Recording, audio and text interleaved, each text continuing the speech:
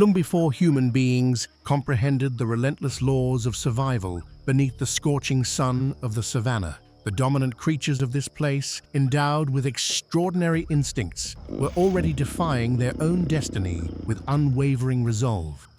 In the heart of wild Africa, where the waterholes of the dry season become deadly traps and the golden grasslands stretch to infinity, the great beasts of nature, such as the lion, the elephant, and the leopard, silently affirm their sovereign status. Welcome to Wild Africa. Hit like and subscribe to Hidden Planet TV to unveil this veil of mystery alongside us. And do not forget to leave us a comment below telling us from what part of the world you are joining us on this adventure.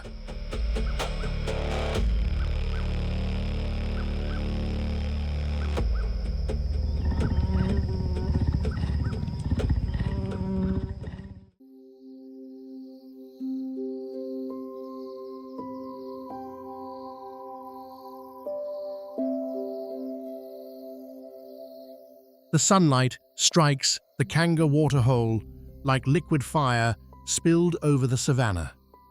The dry season has been advancing relentlessly for 7 weeks. Every stream has dried to nothing. Every wetland is nothing more than cracked mud beneath the midday sun.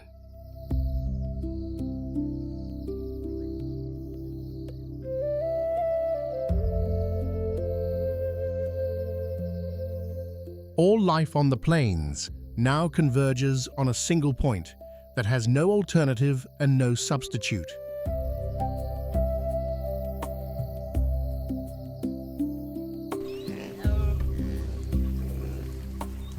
Around the turbid pool, the signs of carnage lie exposed without concealment.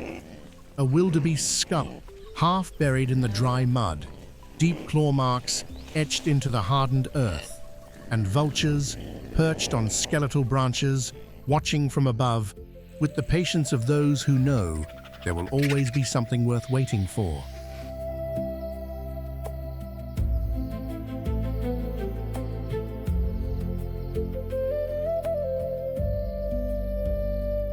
Something reigns here, turning the last source of water into a mortal trap. Not with the largest fangs, not with the most powerful roar. With patience, with strategy, with power transmitted across generations through the female bloodline.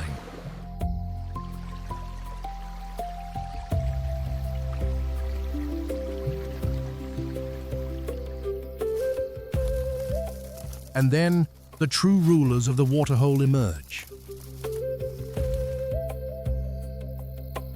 6 lionesses step out from the wall of sun-scorched grass, shoulder to shoulder, their eyes sweeping the water's edge like queens inspecting their domain. The herds that were drinking scatter to one side without needing any further warning.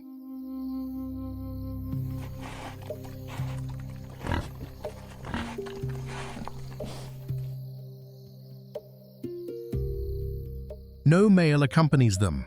None is necessary. This is their kingdom. It always has been.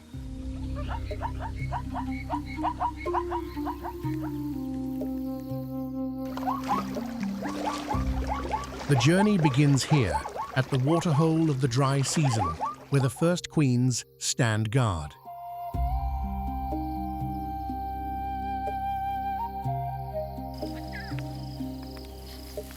In the world of lions, there exists a truth that is rarely told in its entirety. The females stay, the males leave.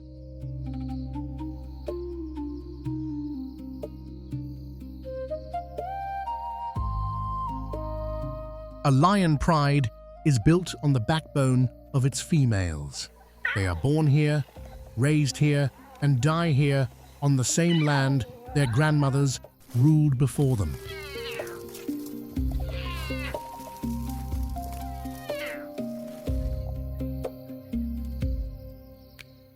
The males face a different fate. They are expelled from the pride between 26 and 35 months of age, when the mane begins to sprout and the pride no longer has room for them.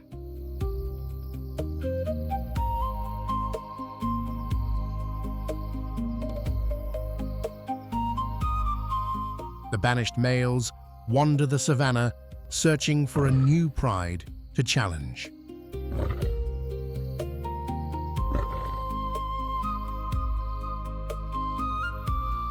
If they are lucky, they seize one. If not, they roam alone. And on the savanna, isolation is a death sentence.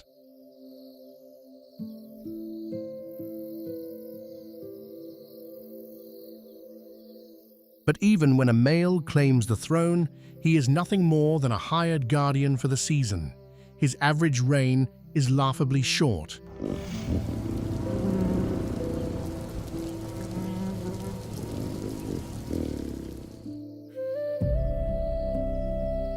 A younger, more aggressive rival will inevitably come, and when he does, the old male is expelled or killed.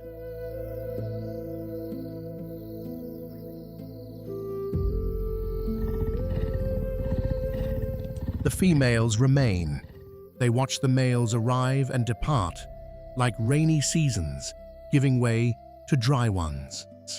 The female bloodline is the only constant through every rain these plains receive.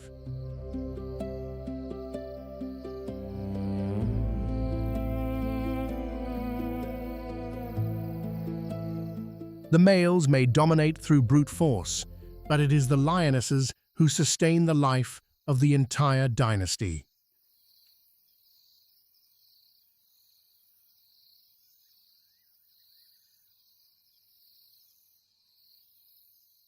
To bring down a Cape buffalo of nearly 1 ton, they depend not solely on raw power, but on a precise coordination that no individual can execute alone.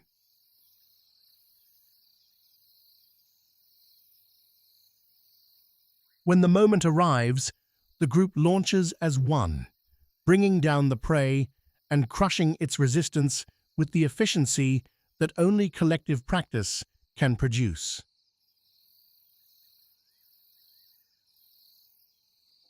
When the buffalo falls, the male approaches calmly to claim the first bite.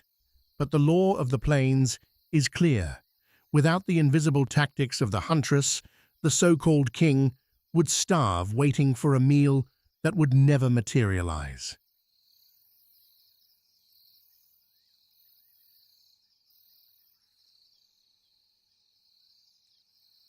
Beyond territory and food, the females control something far more vital, the survival of the bloodline itself, the right to mate.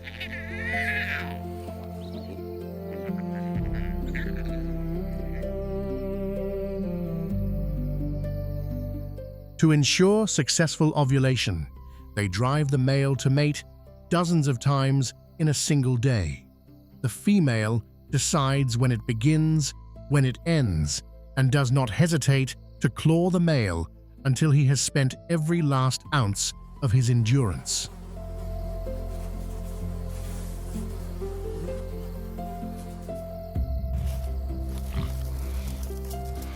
Any male that fails to measure up is expelled without delay. This is not blind instinct. It is evolutionary filtration in its most precise form. Only the strongest genes pass to the next generation, and the lioness holds the power of life or death over every bloodline.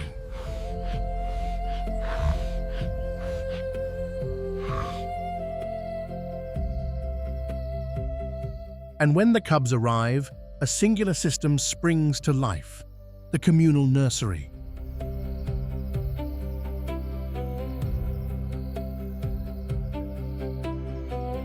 In a lion pride, every mother nurses every cub, regardless of lineage.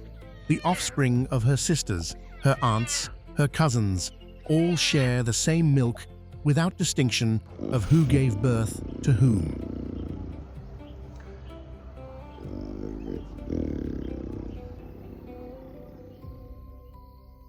This system guarantees that if a mother dies during a hunt, her cubs survive on the milk of the aunts within the pride.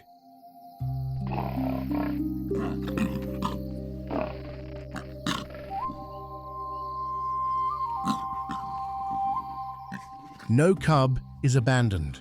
The bloodline never breaks.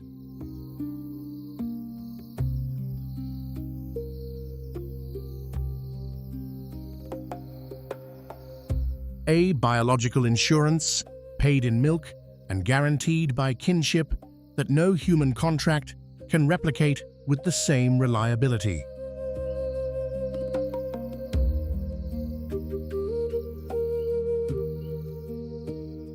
Researchers have directly witnessed something that reveals where the real power resides.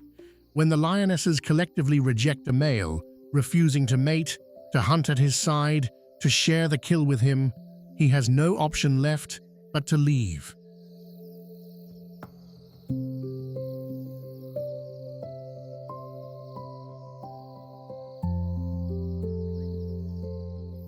No fight, no bloodshed. Collective exile is the lioness's most formidable weapon, the one that no size and no roar can directly counter.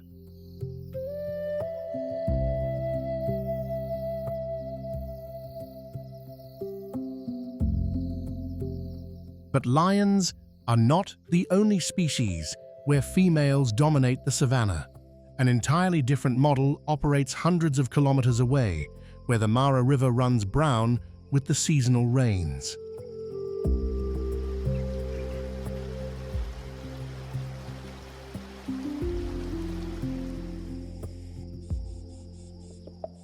The Mara River in the wet season is not simply a watercourse. It is a thick wall of sediment, with hidden currents and Nile crocodiles over 4 meters in length waiting on the riverbed.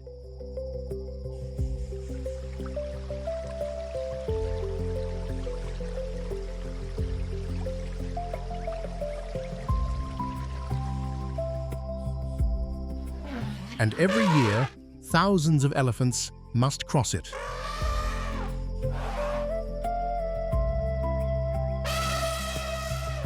On the bank, the herd stops. 20-30 individuals line up in silence along the water's edge, not from fear, but because they are waiting for a decision from a single individual.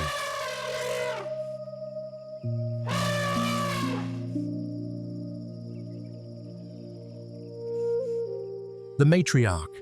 Weighing nearly 6,000 kilograms, she carries what no other member possesses: 50 years of memory encoded in the largest brain of any land animal on Earth.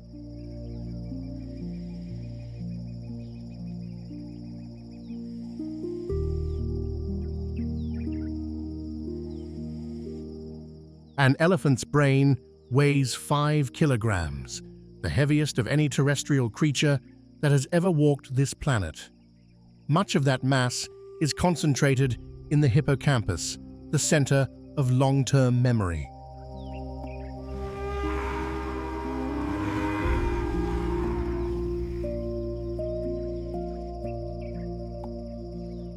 The matriarch remembers everything: where clean water flows in August, which path safely traverses the acacia forest in winter, in which year the river rose without warning, and above all, which crossing point on the Mara will not cost her a calf.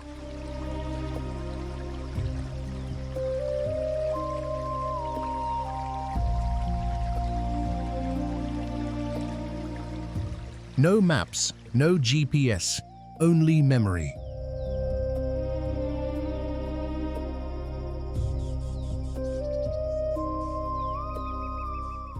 "50 years of knowledge transmitted through behavior, through scent, through tracks traced again and again along the same paths worn down by generations of footsteps."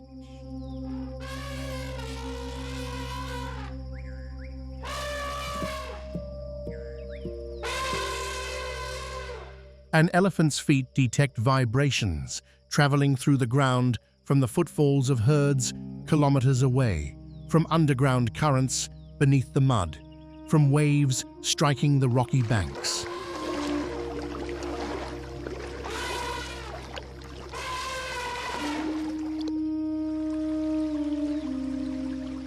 The matriarch tests the bank with a cautious foot. The depth, the firmness, the angle of the slope, all processed in an instant by that 5-kilogram brain.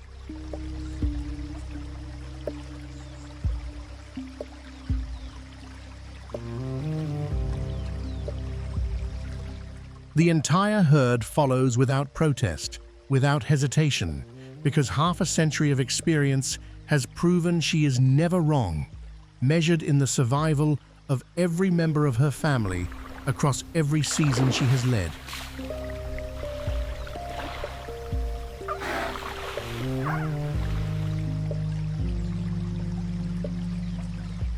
On the Savanna, there exists a species where the females are not only larger than the males, but are bigger, more aggressive, and possess an anatomical secret unique on Earth, the spotted hyena.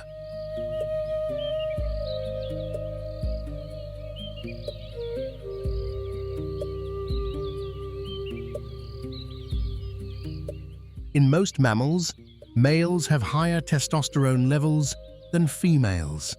In the spotted hyena, that rule is completely inverted. Female spotted hyenas are flooded with androgens, the male sex hormones.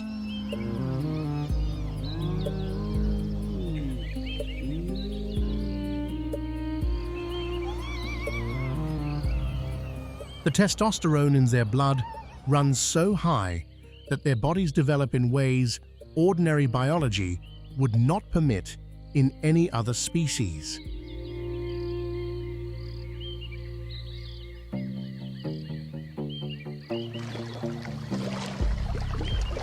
The result is a structure unique in all of mammalian anatomy, the pseudopenis, an elongated clitoris that forms a fully developed phallic organ.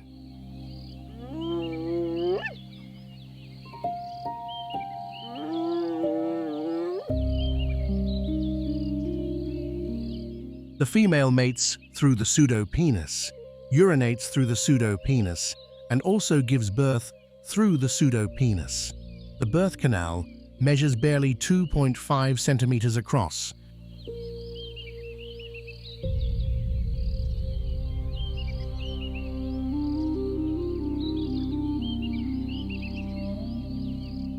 A newborn, weighing on average 1.5 kilograms, must pass through that canal to enter the world.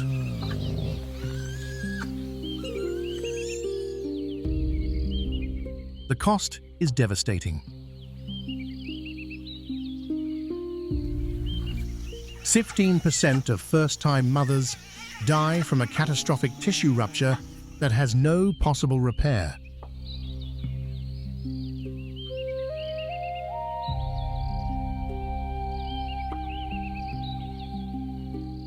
%60 of firstborn cubs perish suffocated inside that impossibly narrow passage before they have glimpsed the sunlight.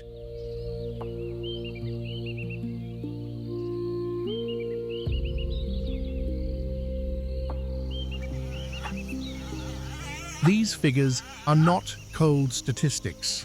They are the entry price to a power structure that no other species on Earth has dared to pay in the same way.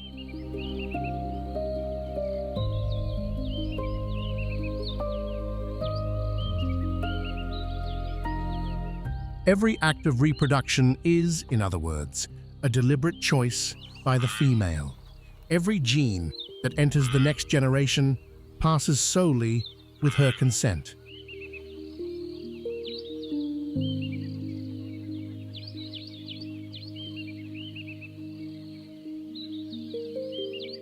Within the spotted hyena clan, the power hierarchy reflects this absolutely.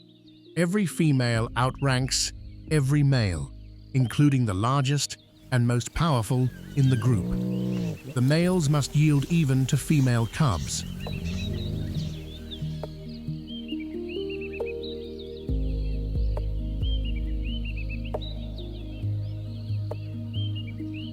An adult male bows before a female barely 6 months of age, not from weakness, but because rank here is inscribed in the hormones, and the hormones decree that the females reign supreme.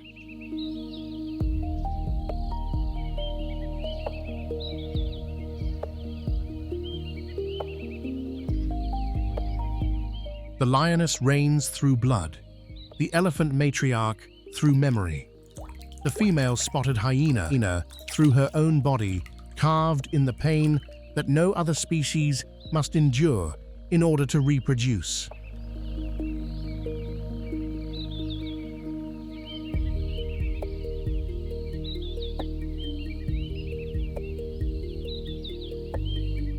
But if the female hyena governs through the strength of the clan, another species claims dominion through something entirely opposite: absolute solitude.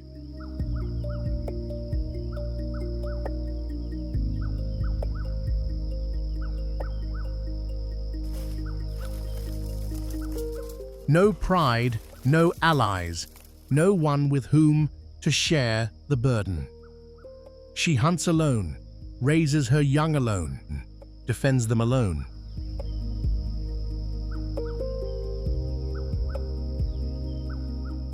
The mother leopard, the loneliest guardian on the savanna.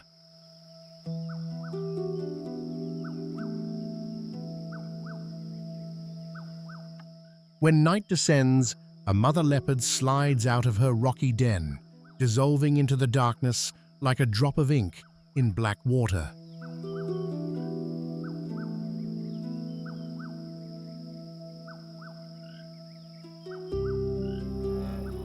Tonight's prey, an adult wildebeest, a target that can weigh twice as much as the huntress herself.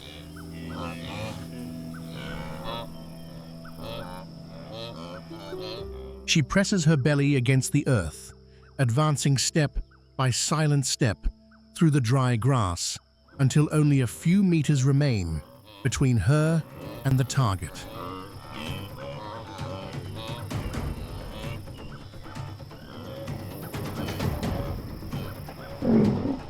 An explosive leap, and the wildebeest buckles against the ground.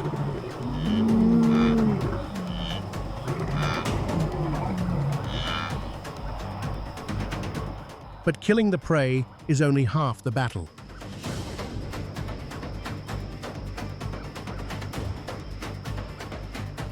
Her first task is not to eat, but to drag the carcass to a tree.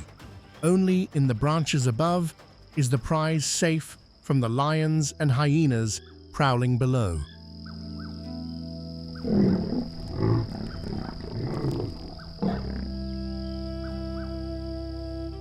Not every night brings success. Sometimes she returns empty-handed. Sometimes she secures a kill only to lose it to hyenas before she can hoist it to the heights. Every failure means less food for the cubs waiting alone in the den.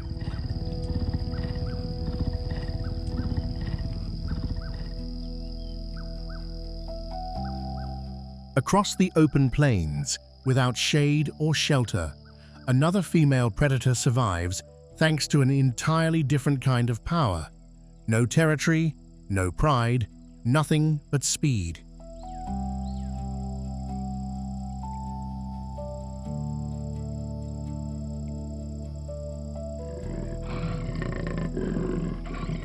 Run 10 kilometers per hour from stillness to maximum velocity in 3 seconds.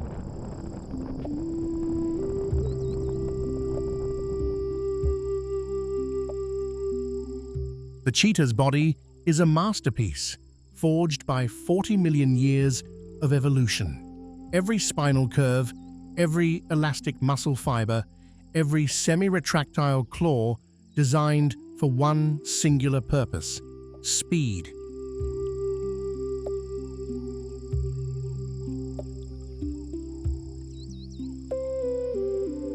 Yet speed is the currency of those who possess nothing else.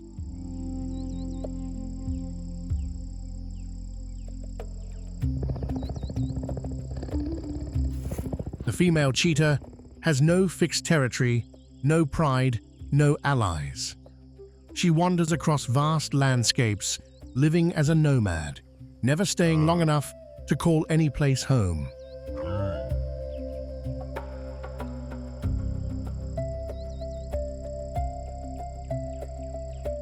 And that, paradoxically, is her power.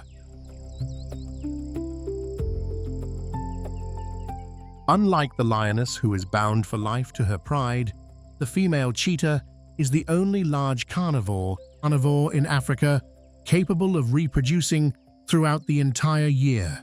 Polyestrous, untethered to season, unrestricted by climate or latitude.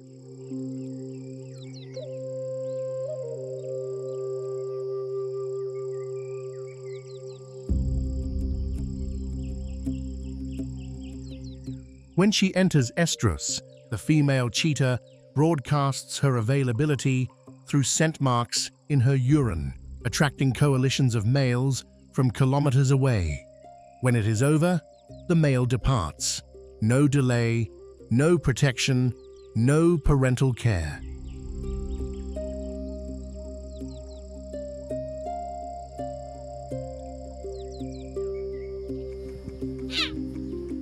And the cheetah mother begins the loneliest existence among all carnivores, raising cubs alone, surrounded by enemies 3 times stronger and 5 times heavier than herself.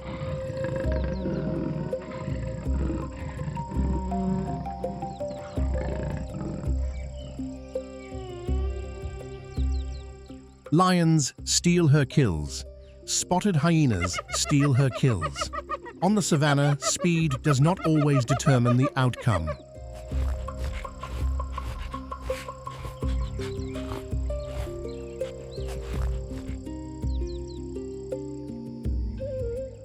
A cheetah can outrun any prey, but she cannot challenge the brutal arithmetic of numbers.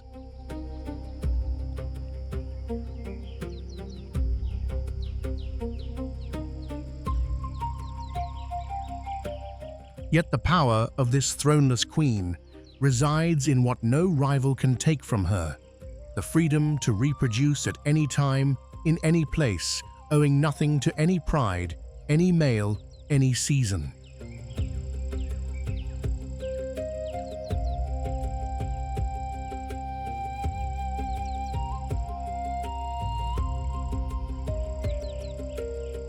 Absolute freedom paid with absolute solitude.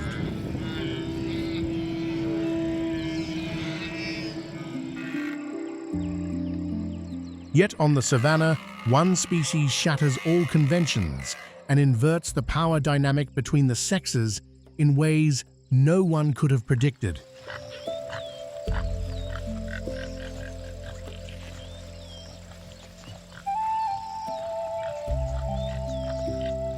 The topai. A female topai has exactly 24 hours per year to conceive. 1 day, 1 chance. There is no second opportunity.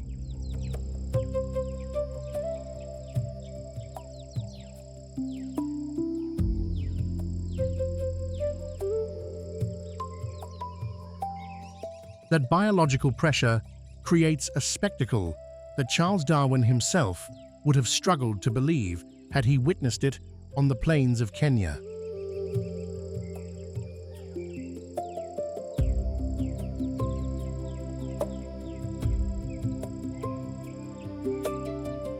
Across the plains, the males stake out lek positions, small territorial stages where they display their strength and physical condition.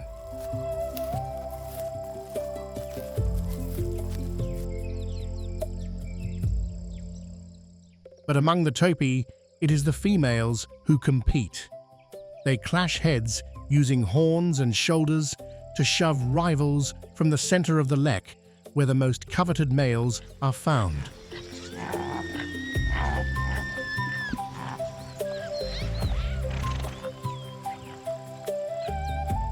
Within those fleeting 24 hours, each female can mate multiple times with different males, a strategy that maximizes genetic diversity for the next generation.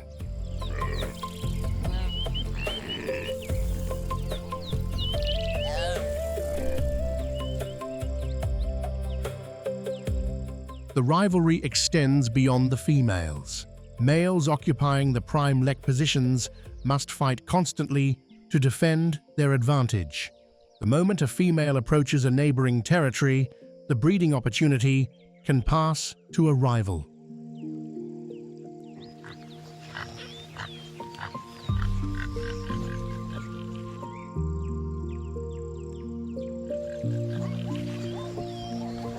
Research from the University of Liverpool documented a surprising phenomenon.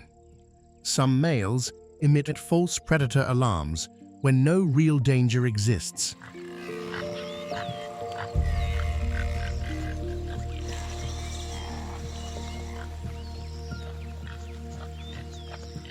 The purpose is not to protect the herd.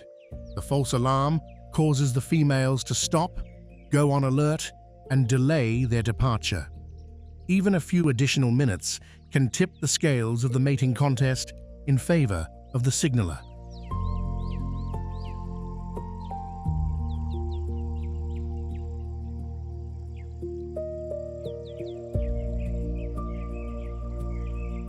Among the topi, the familiar rules are reversed.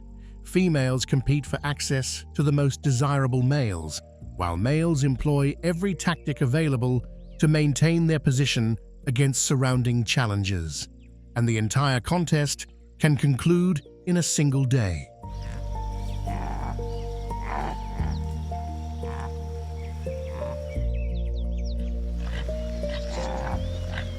From physical power to biological strategy, from solitude to sisterhood, every dimension of female power has now been revealed. But there is one dimension that surpasses them all: political power.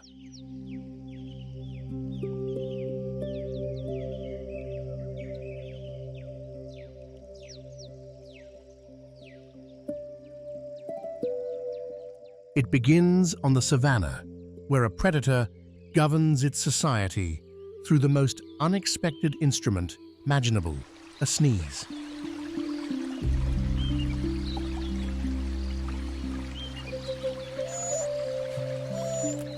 The African wild dog, the most successful hunting carnivore on the continent, and a species where breeding rights are concentrated almost entirely in a single female, the alpha female, the dominant matriarch.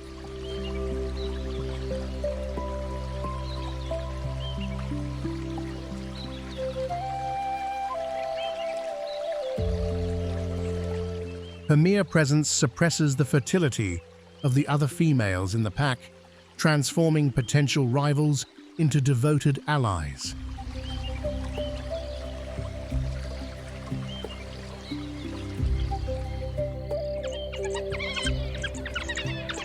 The result? The entire pack, 10, 15, sometimes 20 individuals, unites to raise a single litter of pups.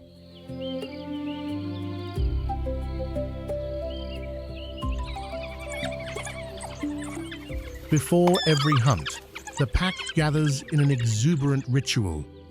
They wag their tails, lick each other's muzzles, leap and bound, and fill the air with excited vocalizations.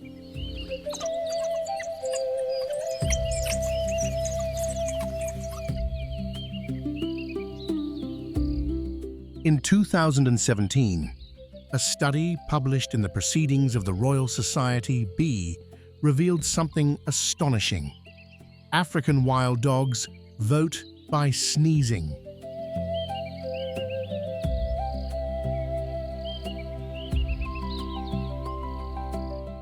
Each sneeze indicates support for the hunt. Once the count reaches a threshold, the entire pack sets off.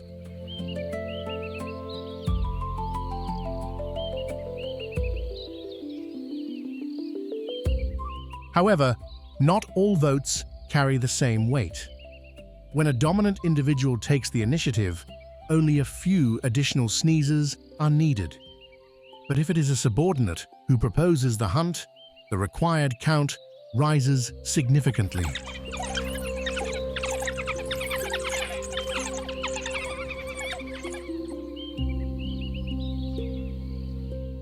A democracy where the influence of the ruling elite still carries its weight, but where every voice matters in some way.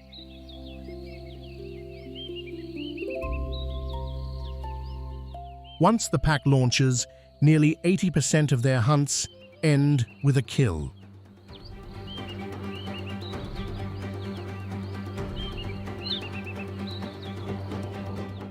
They triumph not through brute force, but through coordination and endurance that no comparable predator can match under normal conditions.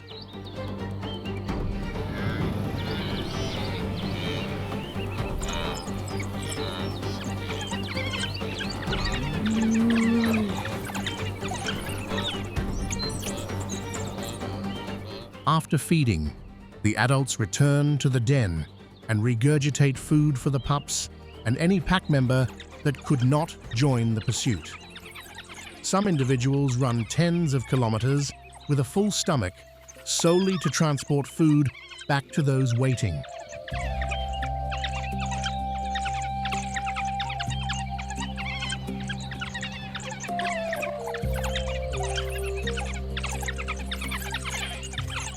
In the world of the African wild dog, the next generation always comes first.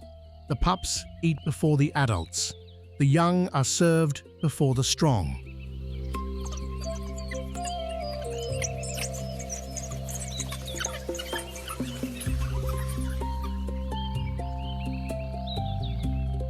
This is the secret behind the wild dog's success. Not the survival of the fittest individual, but the survival of the collective that no more individualistic predator can replicate.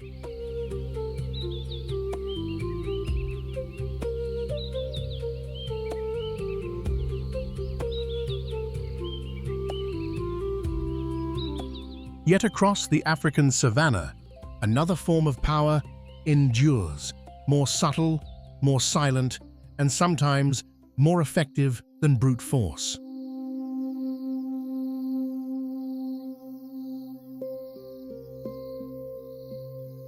At 3,000 meters above sea level in the Ethiopian highlands, the wind cuts through the skin, the mist creeps over the cliff faces, and nighttime temperatures can plunge toward freezing.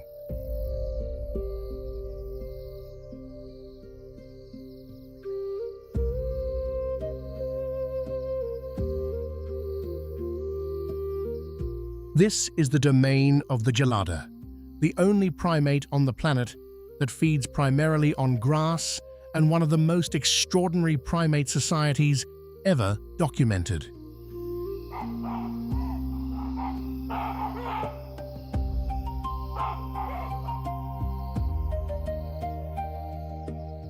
From a distance, a gelada group appears to be ruled by the male.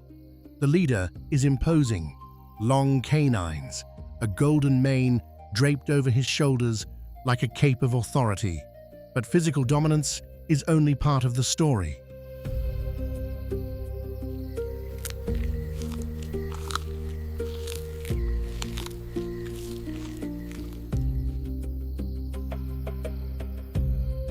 The true foundation of gelada society rests on the females. They bond through maternal kinship.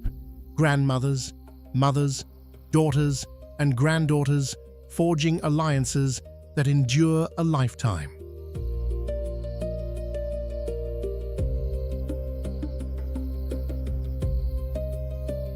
The males are different. They arrive from outside and retain their position only as long as the females within the unit accept them, a condition that no mane and no canine can guarantee indefinitely.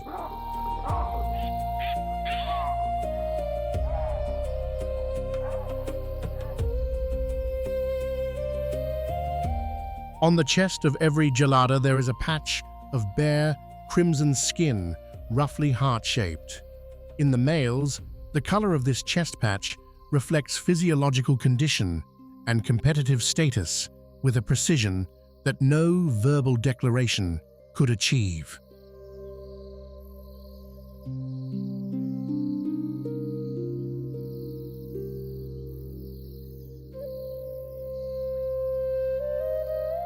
A healthy male displays a vivid, striking crimson.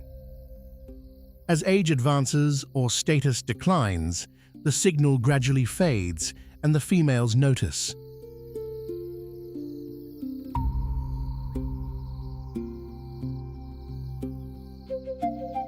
They decide who grooms whom, who sits near whom, and who gains the opportunity to mate. When their support erodes, the leader's grip on power begins to slip. Then, one day, a challenger appears, younger, stronger, burning with ambition.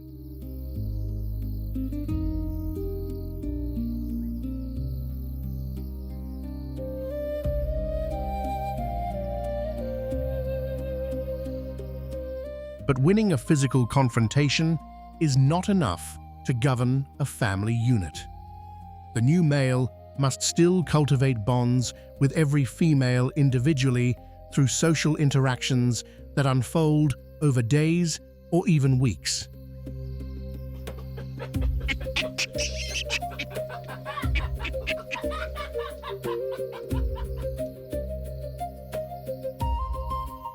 In the world of the gelada, fangs and muscle earn a male his chance. But it is the female's network of alliances that determines how long that power lasts.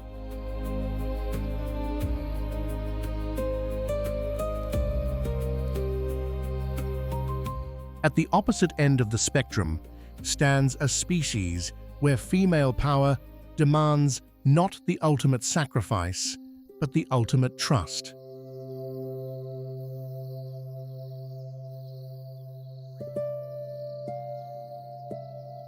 The bat-eared fox, a tiny fox carrying disproportionately large ears, so enormous they look like satellite dishes sprouting from a head as small as a cat's.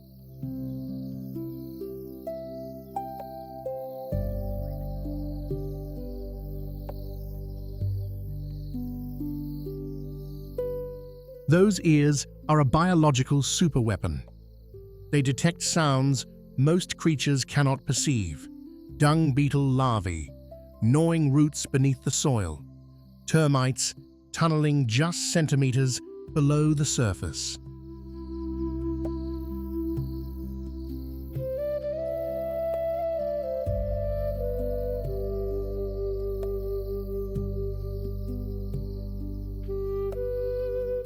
The female bat-eared fox is the primary hunter of the family, the queen of the insect kingdom.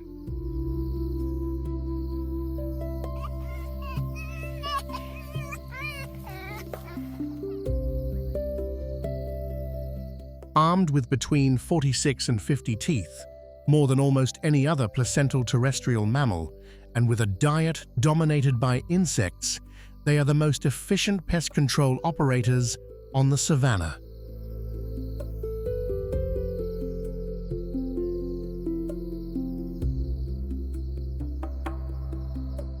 Every night, those ears sweep the ground like a living radar, locating prey solely by sound without needing any other sensory information.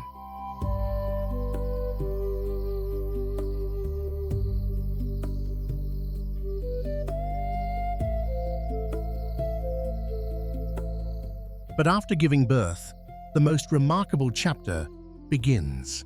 The female continues leaving the den to hunt, rebuilding her body and replenishing the energy reserves that pregnancy depleted.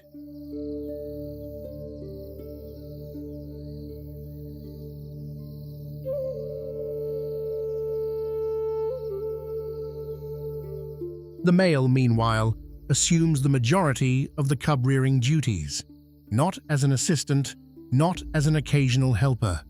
He guards them, warms them, protects them, and watches over them for most of each day.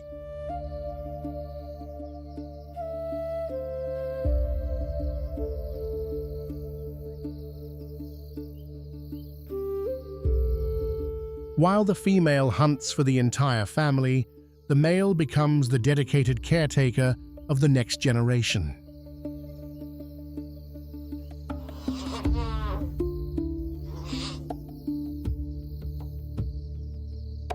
In the bat-eared fox, female power is not built on absolute control or direct dominance. It is built on trust. The trust that when she leaves the den to hunt, the male will protect her young. The trust that the burden of family survival does not rest on a single pair of shoulders.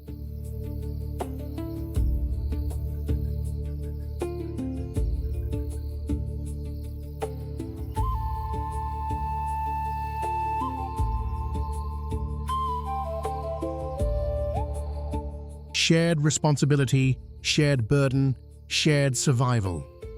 This is a rare form of power in the natural world, built not on coercion, but on faith between two individuals raising the next generation together.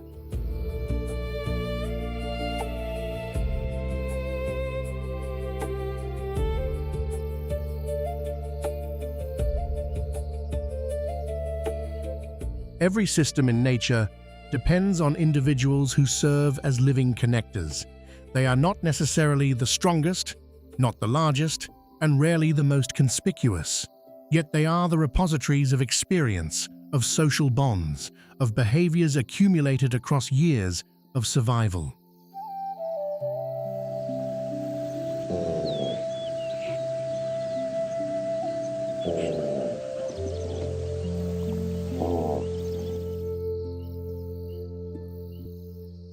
When such an individual disappears, the loss does not end with her. The bonds fracture. The behaviors that were passed from one generation to the next are severed. The decisions that once guided the survival of an entire group find no successor.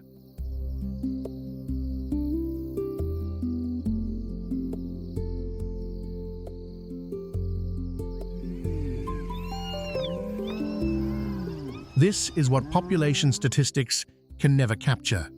A population may continue to exist on paper, but the social architecture that held it together may have been crumbling for years without any figure reflecting it.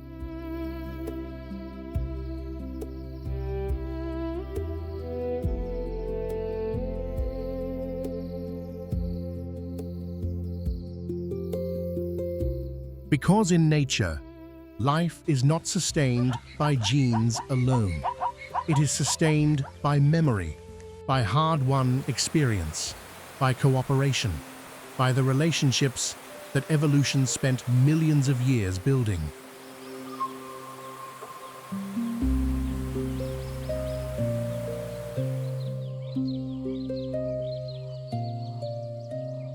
And that is why conserving wildlife is not simply preventing a species from disappearing. It is safeguarding the invisible systems that keep the entire natural world in motion.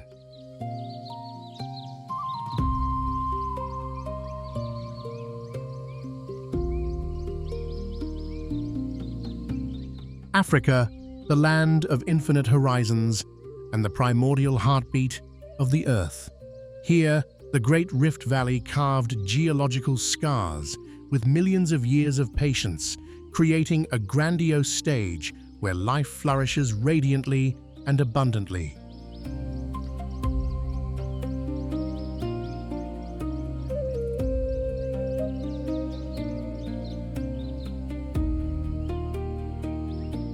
The heart of this continent is the Savanna, a vast grassland ecosystem governed by the rigorous cycles of rain and drought. The harmony here depends on the ceaseless circulation of water.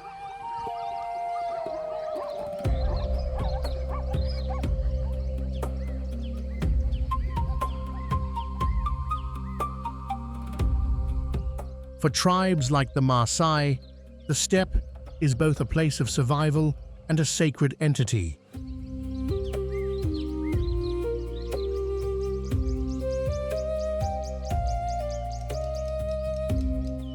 In that space, the lion emerges as the supreme symbol of power, crowned as the king of the Savanna.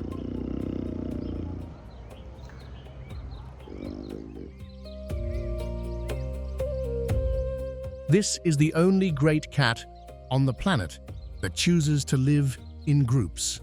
That social structure carries the name pride. The bonds within the pride forge an astonishingly effective network of mutual support amid the harshest conditions.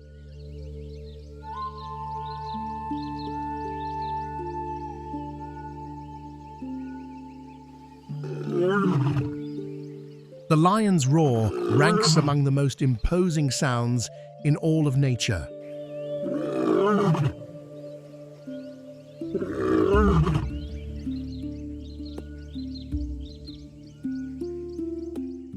Most mammals possess vocal folds that are triangular in shape.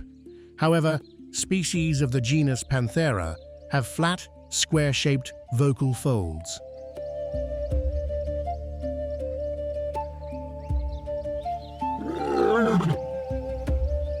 This distinctive shape allows the soft tissue to vibrate with greater intensity while requiring minimal lung pressure. The result? A lion produces a thunderous sound while expending a remarkably small amount of energy.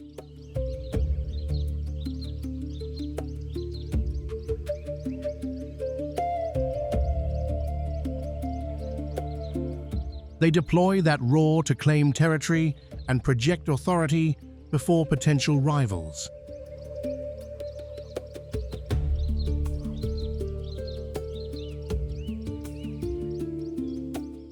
Observe the mane of these leaders, the emblem of noble beauty. Biologically, the mane protects the vulnerable neck during territorial disputes. Its tone and length serve as health indicators for attracting females.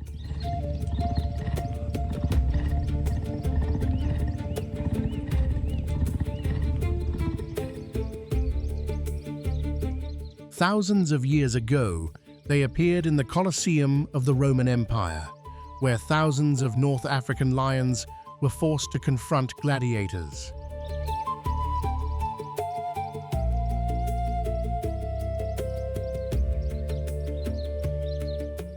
In Maasai culture, facing a lion was once the ultimate test of a warrior.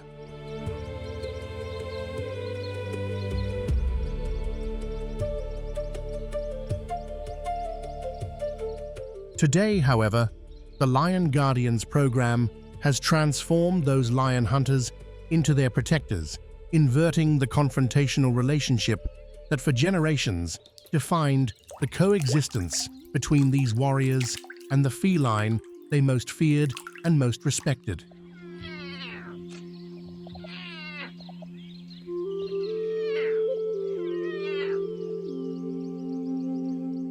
Beneath the canopy of the baobab, the lion has just passed. Another imposing presence emerges slowly.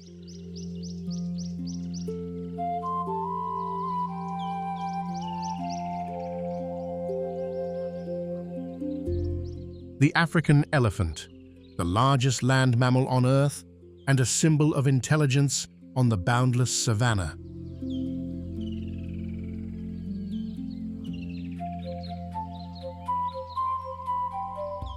Its enormous ears carry a shape that evokes the African continent itself. They are an extraordinarily sophisticated natural cooling system.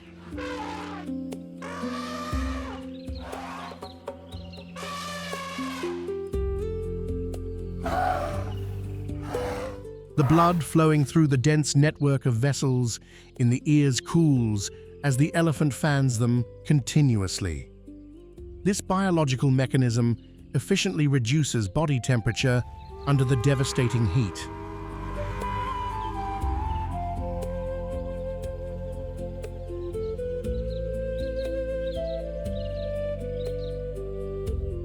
Yet the trunk remains the most versatile and vital appendage, with 17 major muscle groups comprising approximately individual muscle fascicles employed for drinking, spraying mud, and breaking large branches.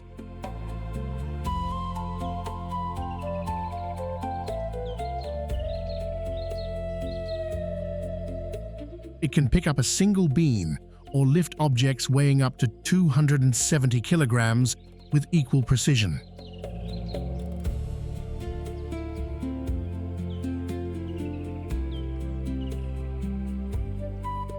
Elephants possess superior intelligence and extraordinary memory. They maintain mental maps of water sources spanning decades.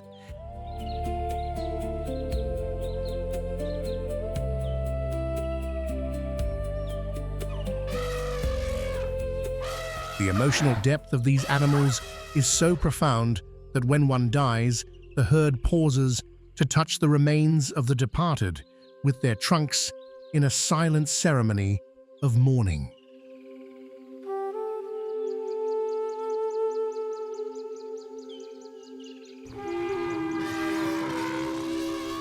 The most remarkable story is told through the resurrection of Zakuma National Park in Chad.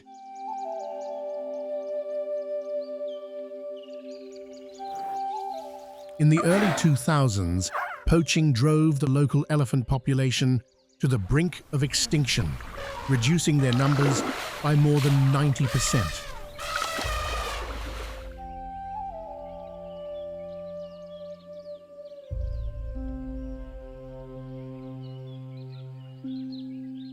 But since 2010, African parks and the Chadian government rebuilt the herd with a modern conservation strategy.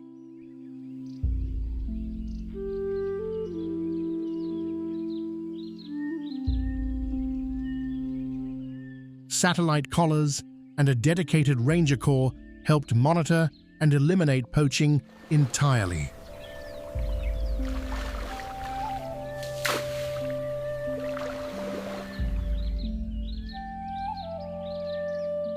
Today, the elephant population in Zakuma has surpassed 600 individuals, a testament to the power of conservation determination when applied with the necessary resources and will.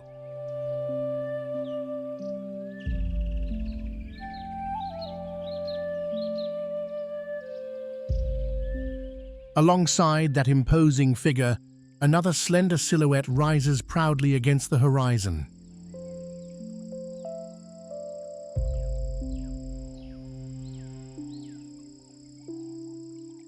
The giraffe, the tallest animal on Earth and the embodiment of wild elegance.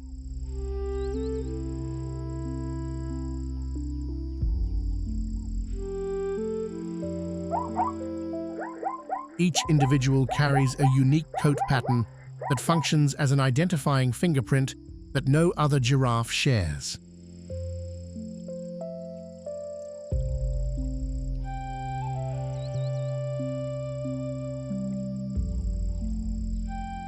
To pump blood to a brain located between 5 and 6 meters above the ground, giraffes possess an extraordinarily powerful heart.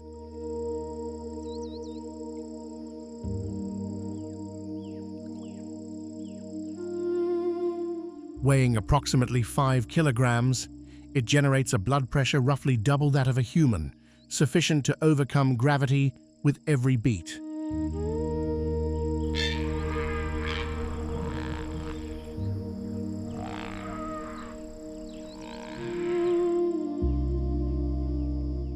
A specialized system of valves in the neck prevents blood from flowing backward, which would burst the vessels every time the animal lowers its head to drink, a moment of absolute vulnerability that predators have learned to exploit for generations.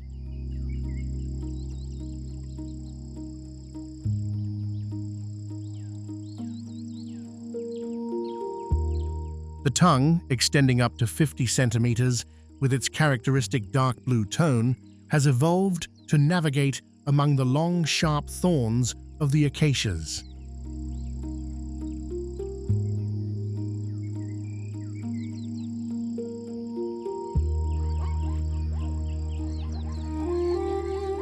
That dark color is rich in melanin, protecting the tongue from sunburn during the long hours of feeding in the open.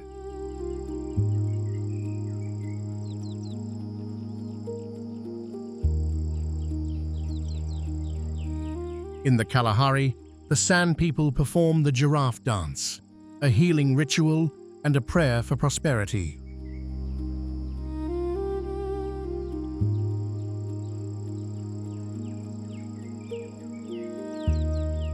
They believe the giraffe channels supernatural energy from the sky, making it a bridge between the earth and the divine.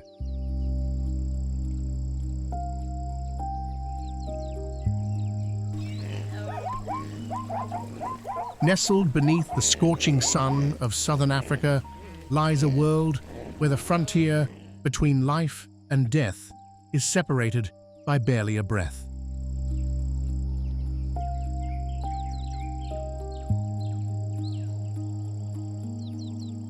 In this demanding ecosystem, The baboon stands out as one of the most ingenious and adaptable residents the African savanna has produced in any ecological niche.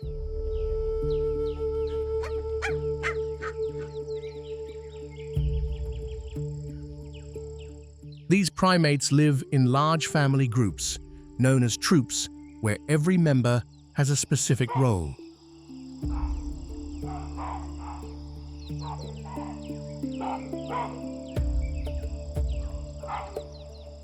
The dominant males maintain order and protect the group with the determination of one who knows his function is visible to all who watch.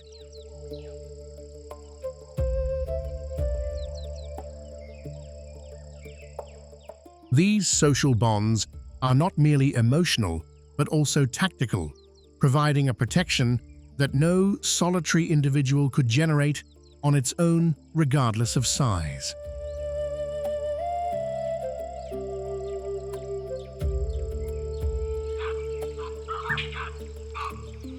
Baboons communicate in a remarkably complex manner through a variety of vocalizations that researchers have documented as a system with its own rules.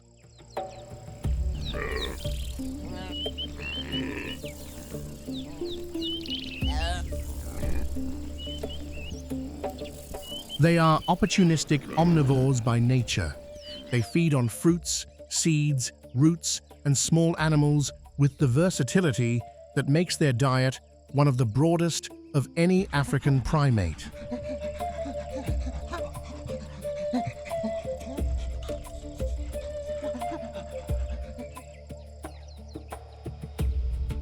With their agile fingers and watchful eyes, they scour the ground, lifting branches and overturning stones in search of what others did not think to look for.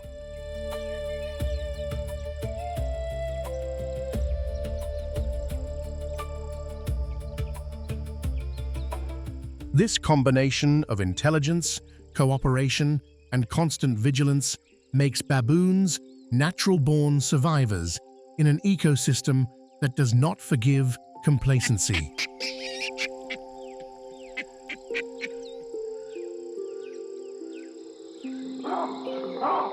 In the delta, baboons move skillfully between the riverine forests and the open plains.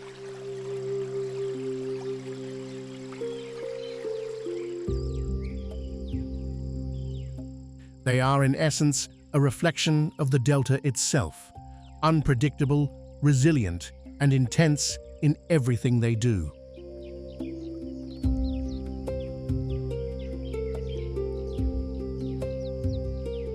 It is not only the large terrestrial animals that benefit from the seasonal flood. In the mythology of the Sand People, baboons were once a tribe of humans, but for their laziness, their love of noisy gossip, and their thievery, they were punished by the gods.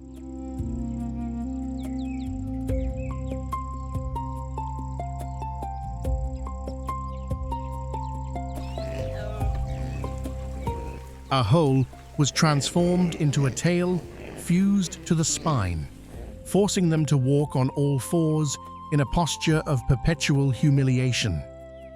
The humble posture of the baboon is an eternal warning against the consequences of indolence that sand culture transmitted for generations to their children.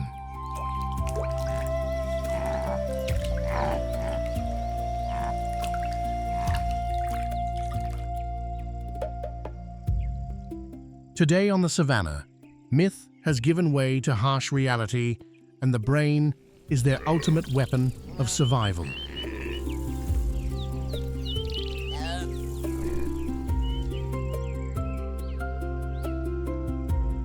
Baboons are masters of strategy, diplomacy, and alliance. Their lives are woven with complex relationships, silent pacts, and ceaseless confrontations, where whoever cannot navigate the social networks of the group ends up marginalized.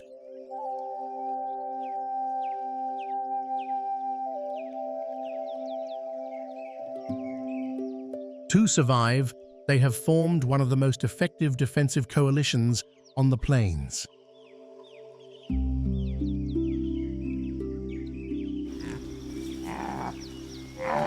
The alliance with the impala is born not from altruism, but from cold calculation of the mutual advantages each species can provide to the other.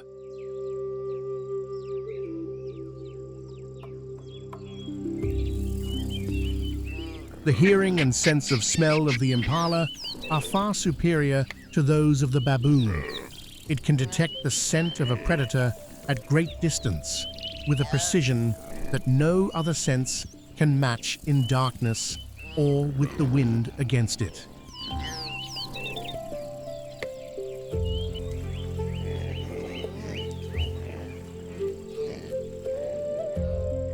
For its part, the baboon, from its elevated position and with its sharp vision, monitors any movement on the horizon with a breadth of field impossible from the ground.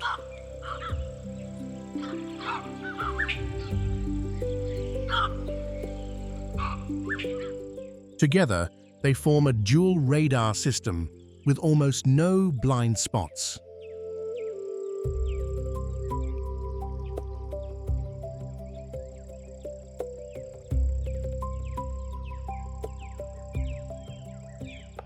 Against a mixed group like this, a leopard's success rate drops below 20%, turning an apparently easy prey into a target that does not compensate for the risk.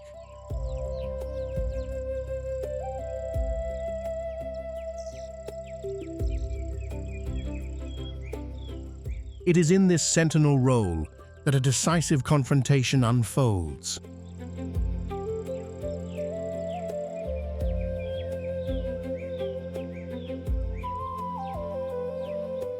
Hidden in the brush lies its greatest nightmare, the leopard, the most successful solitary predator in Africa.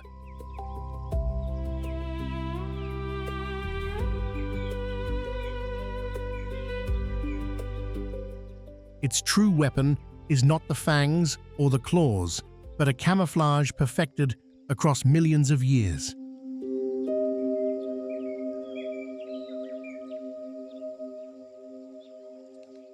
The rosettes of its coat break apart the outline of its body, allowing it to melt into the surroundings and approach without emitting the slightest sound.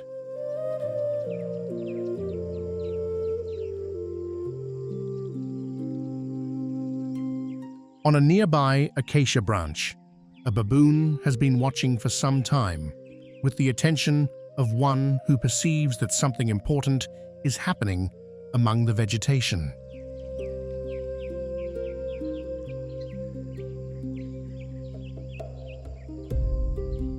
Thanks to trichromatic vision, similar to a human's, it clearly distinguishes every movement in the landscape, an advantage that the majority of mammals do not possess.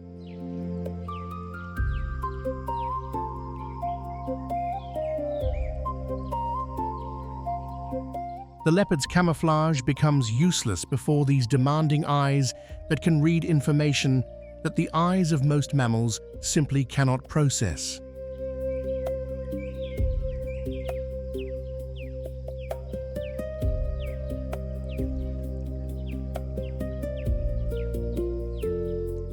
A short, sharp bark shatters the silence.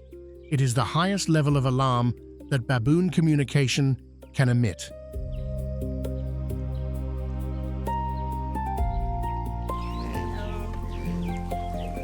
The impala does not think. It reacts on pure instinct. It leaps into the air, executing a stot of nearly 3 meters before vanishing into the brush as though it had never been there.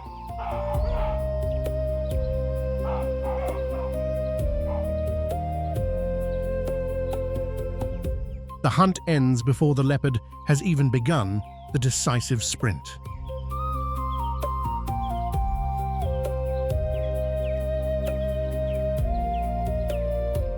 Fury rises in the heart of the predator.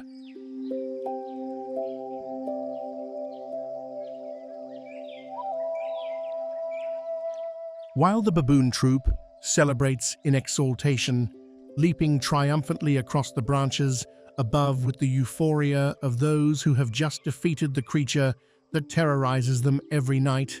The leopard retreats with an empty stomach.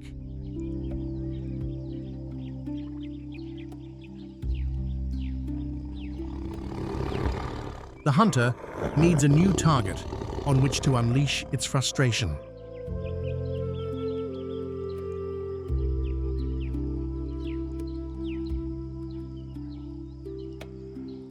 The warthog. Do not be fooled by its ungainly appearance that most interpret as vulnerability.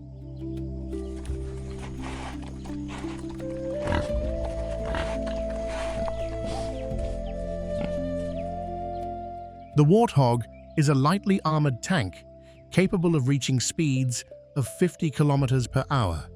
It possesses 2 pairs of curved tusks as sharp as razors that sharpen continuously every time it opens its mouth, an automatic sharpening system that no human tool has ever needed to improve.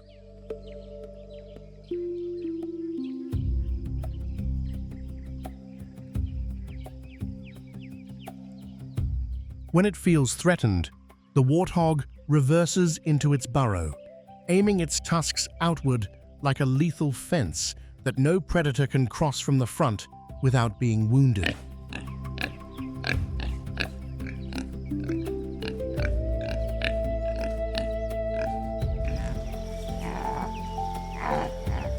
The leopard's only chance is to strike, while the warthog is still in retreat, and before it reaches the safety that the burrow provides.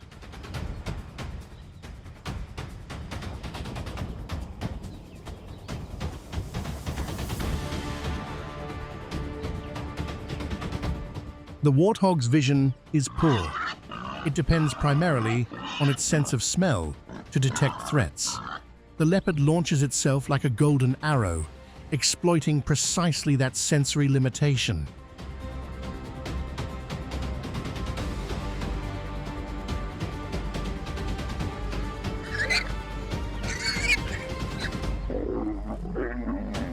The warthog enters a panic trying to flee toward its burrow, but it is too late.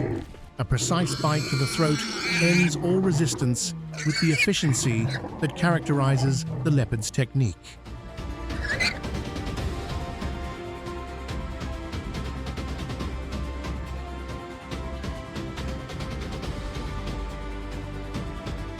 It was a technically perfect hunt, but a nutritional failure insufficient to compensate for the total effort of an entire night.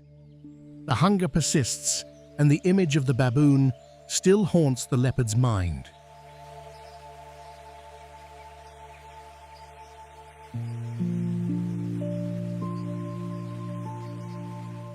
It is time to settle unfinished scores.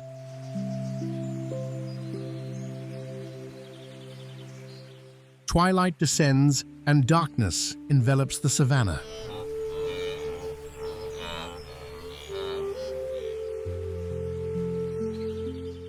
The fading light carries with it the confidence of diurnal creatures, like the baboon, whose trichromatic vision becomes progressively useless without the light it needs to process the colors that alert it to danger.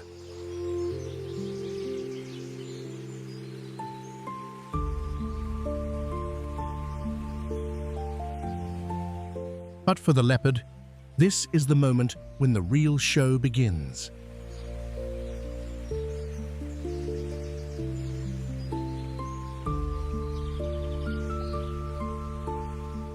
The canopy at 15 meters of height is no longer a safe refuge.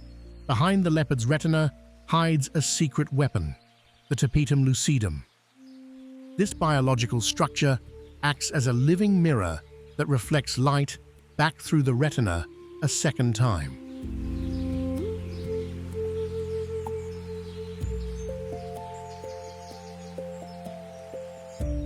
As a result, the leopard's eyes gather light 7 times more efficiently than human eyes under the same conditions of minimal illumination.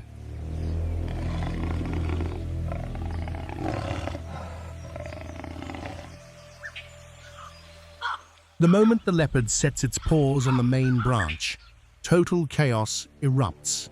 There is no defensive formation, no coordinated alarm call, no organized resistance. The baboons are in a state of panic that no preparation can relieve when the enemy arrives from the wrong direction at the moment no one expected it.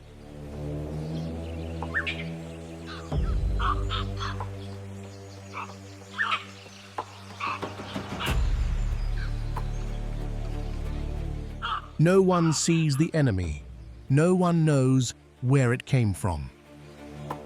The leopard glides through the tumult with a terrifying calm that completely contrasts with the chaos surrounding it.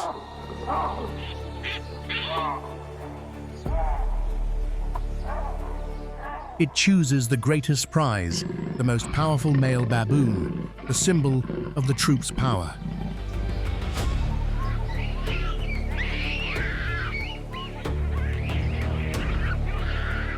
Its steel jaws close over the skull of the prey with a pressure that does not need to be prolonged to be definitive.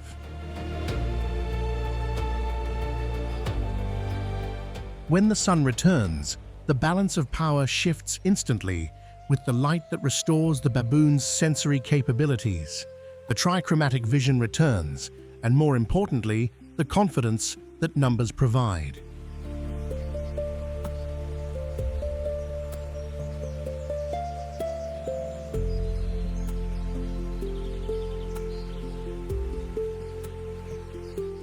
The trauma of the previous night transforms rapidly into a collective fury that no single individual could have sustained alone.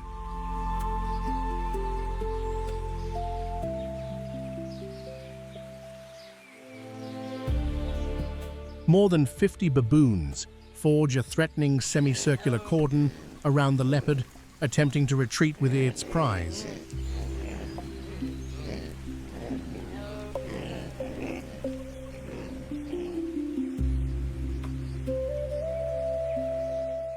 Theirs is not a campaign of bites, but of psychological warfare, where numerical pressure is the primary weapon.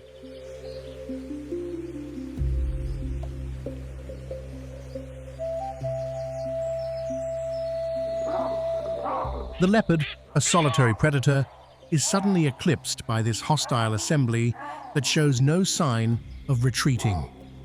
It knows that a single wound to any essential muscle could mean the end of its life as a hunter.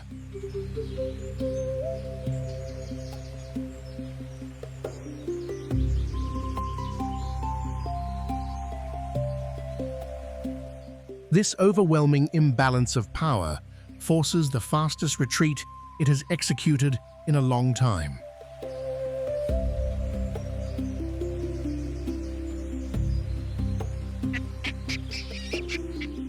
The shrieking baboons give chase. Their intention is not to kill, but to publicly humiliate, to extract the satisfaction of seeing the creature that terrorizes them every night turned into the one who flees by day.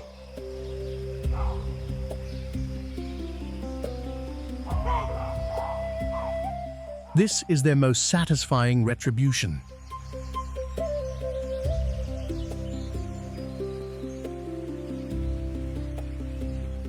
Hundreds of kilometers away, the landscape changes completely.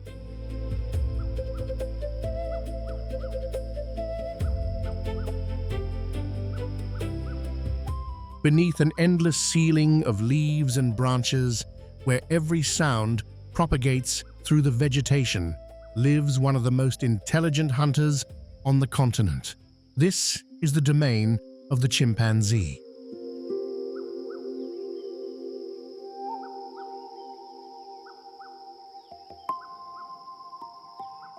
In Gombe National Park, scientists have documented a harsh reality that no one who knows chimpanzees only by their appearance could anticipate.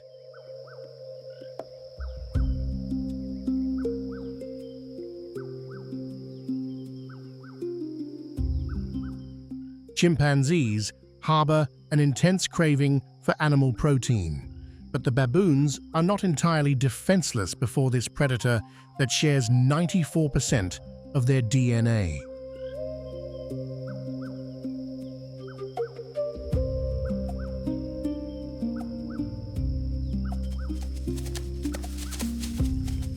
The wahoo call resounds like an alarm, and the entire troop reacts instantaneously. They take the risk of climbing to the thinnest branches where the heavier bodies of the chimpanzees cannot follow without the branch yielding under their weight.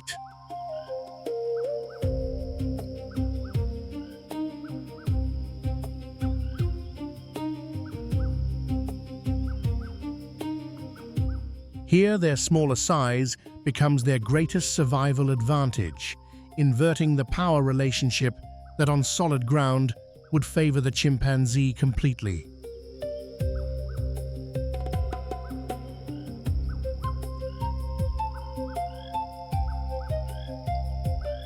The intelligence of the baboon has long captured the attention of biomedical science. They share up to 94% of their DNA with humans and have organs of similar size.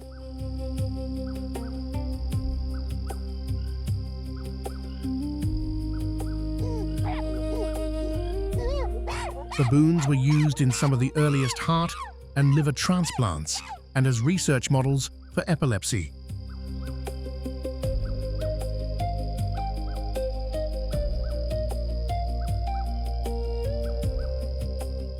Their silent suffering in laboratories remains an ethical debate without definitive resolution.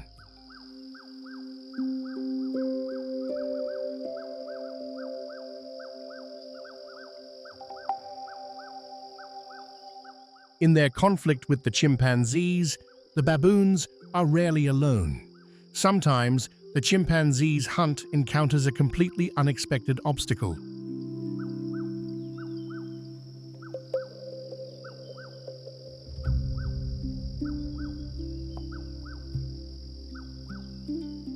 The appearance of a hornbill disintegrates all their plans with the simple act of taking flight.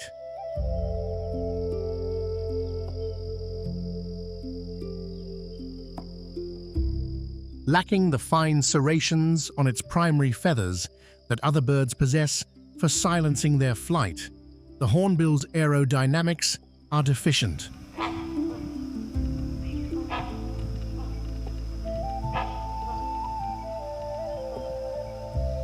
This creates turbulent airflows, making every wing beat produce a resonant sound audible from more than 90 meters away.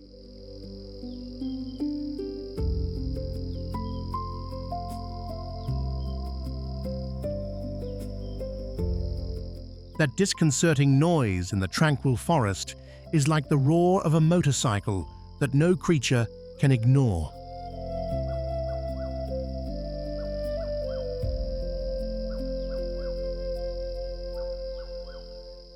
From its privileged position above, the hornbill misses no movement below. It possesses 4-channel chromatic vision that allows it to detect light spectra invisible to the majority of mammals. To the bird's eyes, the black coats of the chimpanzees stand out sharply against the green foliage, like objects against a background of total contrast.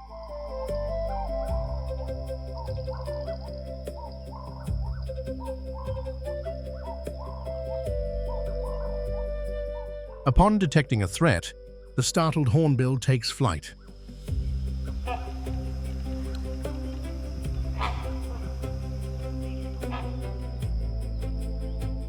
Its powerful wing beats and alarm calls resonate throughout the entire forest. For the baboons, this is precious information, a clear signal that the chimpanzees are very close and that the element of surprise, the key to any successful ambush, has completely vanished.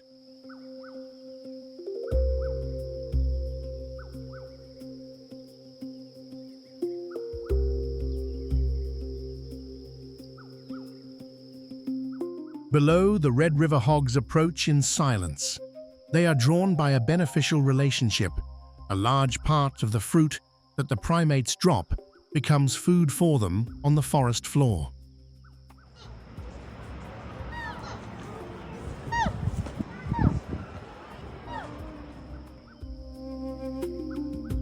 A sounder of red river hogs typically gathers between 12 and 20 individuals.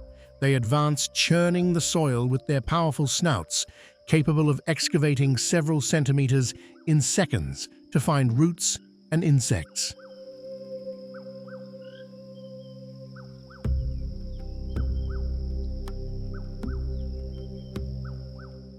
The noise they generate plunges the immediate area into chaos, unwittingly becoming saboteurs of any ambush that depends on the chimpanzee's silence.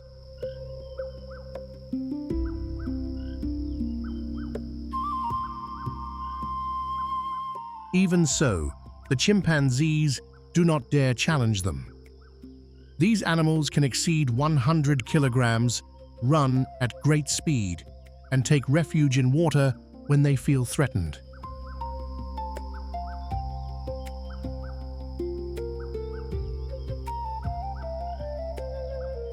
But the greatest threat to the chimpanzee's plans is the African savanna elephant, a true engineer of the ecosystem.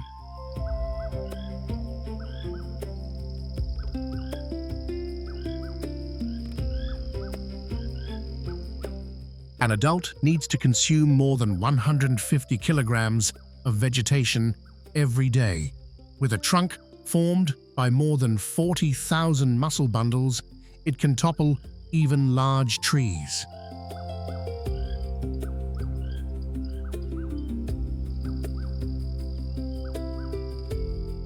And every fallen tree creates a strategic problem. The trunks block the aerial roots that the chimpanzees use to corner the baboons, opening gaps in the canopy that no leap can bridge.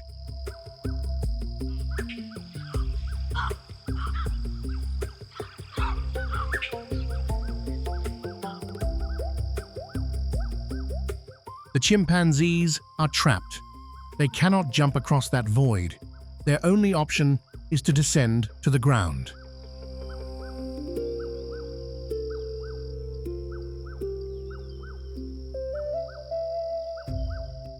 And at that moment, the game changes completely.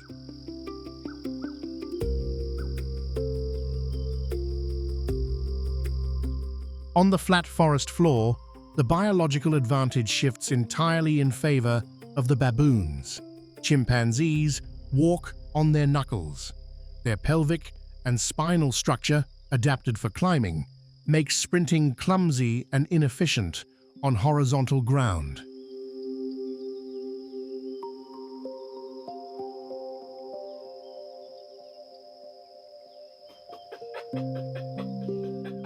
Baboons, by contrast, are true quadrupedal runners.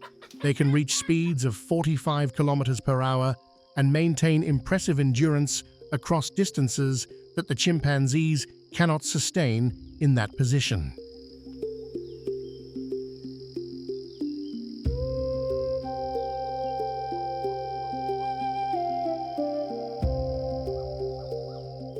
The baboons seize their opportunity, racing across the open ground and leaving their pursuers far behind before they can reorganize for a second attempt.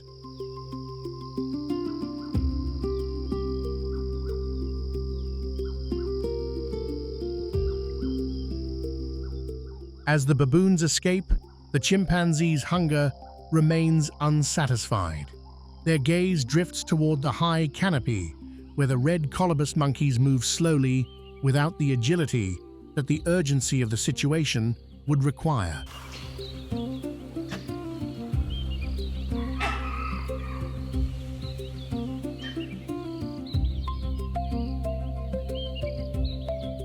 The presence of the red colobus inadvertently provides a shield for the baboons.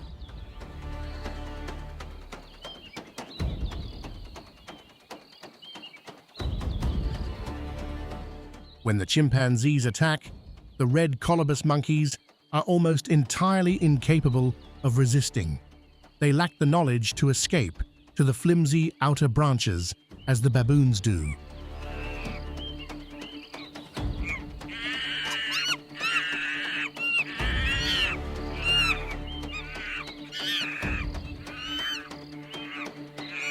The males gather and scream in an attempt to intimidate, but weighing only 10 kilograms and possessing no real weapon beyond the volume of their voices, their efforts are futile.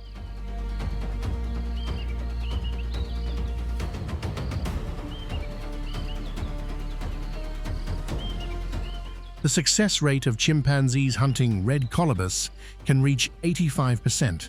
Once a colobus is selected as a target, its probability of survival is vanishingly small.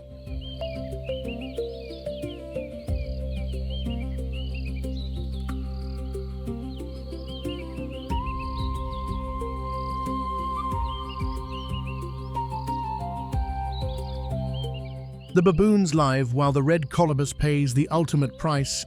That position in the trophic chain imposes with the indifference of one who has no opinion on the matter.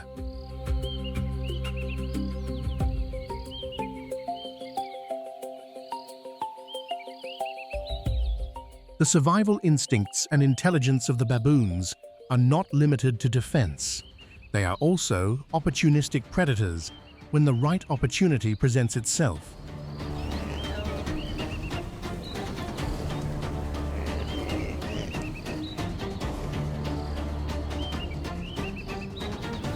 Newborn impalas become targets for male baboons in need of protein. But the impala mothers do not surrender their young easily. Maternal instinct transforms them into fierce warriors, unafraid of confronting a larger primate.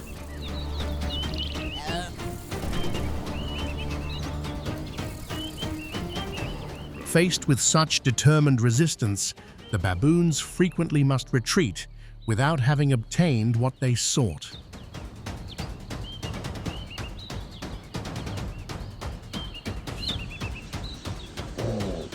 With Thompson's gazelles, the situation is completely different.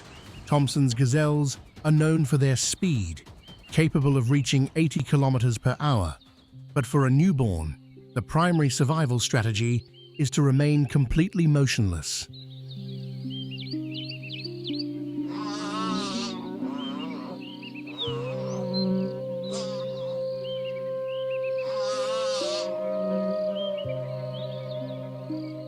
Its grayish-brown coat allows it to blend with the dry grass with an efficiency that no predator, relying primarily on smell, can easily overcome.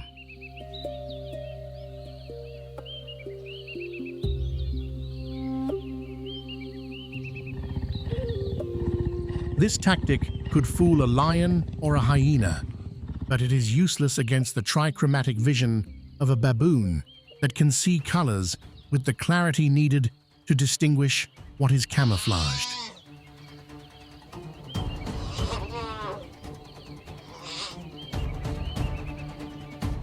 They see the small gazelle with the same clarity as a drop of ink on white paper.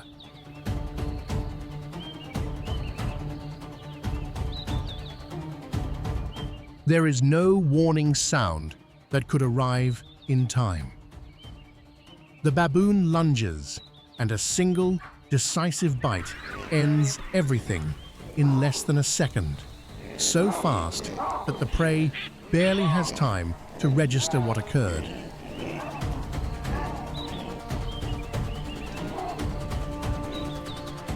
Everything ends in seconds, cold, precise, and absolute.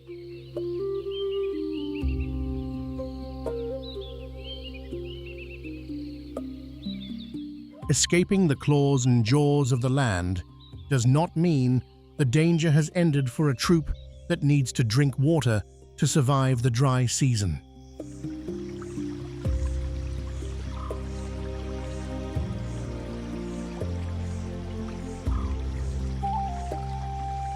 The apparently tranquil water marks the boundary between life and death, where all their survival advantages become simultaneously useless.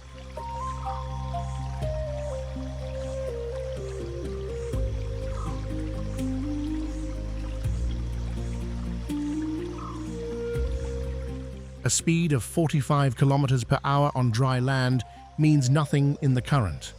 Their phenomenal climbing abilities have no application whatsoever underwater.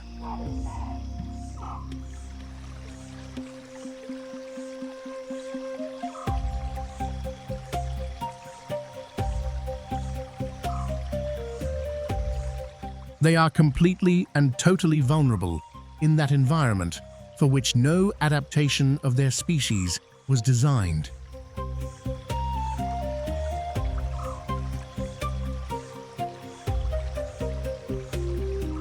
And the enemy waiting here is a killing machine, perfected across 200 million years of uninterrupted evolution.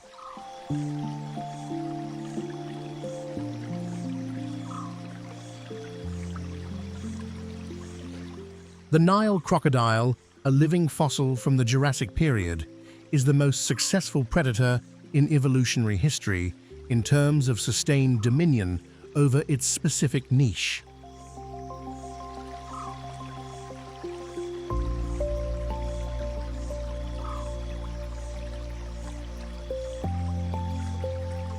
It needs no active pursuit that would expend energy. An extremely slow metabolism allows it to remain completely motionless in the mud for hours without any significant metabolic cost.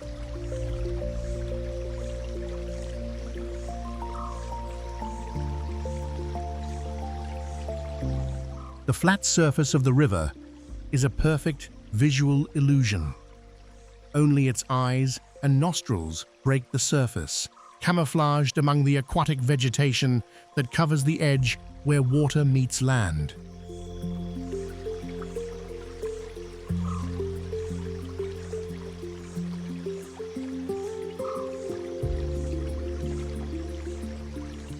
On the crocodile's snout are hundreds of dermal pressure receptors visible as small black dots. They are 10 times more sensitive than human fingertips, capable of detecting any vibration in the water, indicating movement of a prey within attack range.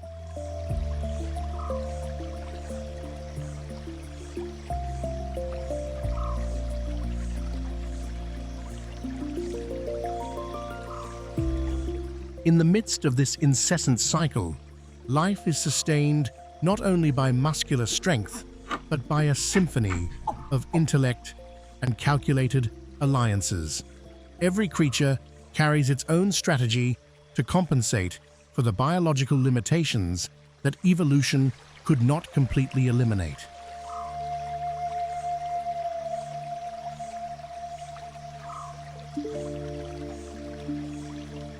Where unity forms a protective wall and alertness becomes the ultimate weapon that no individual size can completely overcome.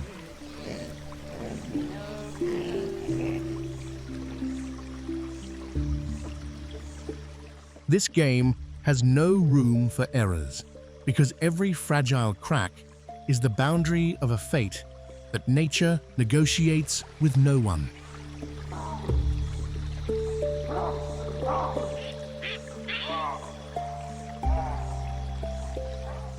In the end, reality teaches that to survive, instinct must always be accompanied by a relentless acuity that does not rest, even when the immediate danger appears to have passed.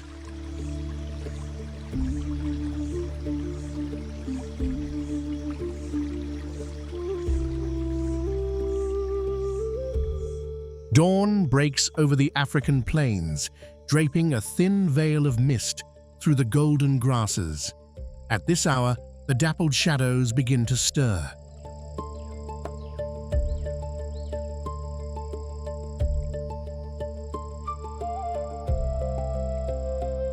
This is a family of African wild dogs, one of the most cohesive hunting communities on our planet.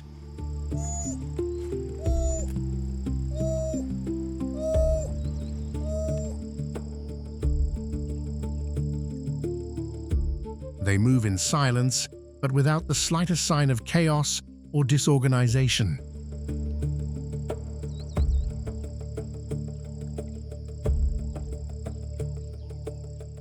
At the heart of the pack The alpha pair leads with a quiet, steady confidence that needs no announcement to be perceived. They are the leaders, the parents, the core that sets the rhythm for the entire community.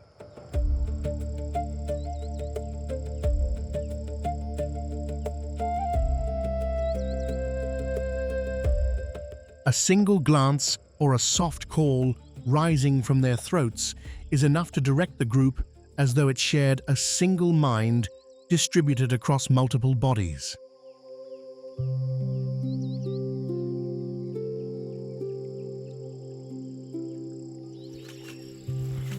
In this fragile wilderness, consensus is not found in roars that everyone can hear.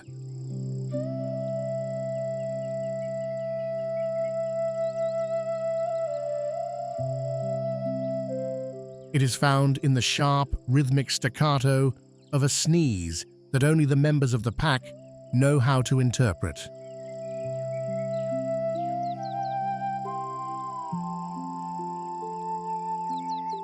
It is a primitive democracy where only when enough voices join this audible chorus does the pack move as a single unit, driven by a collective will that no individual authority can simply decree.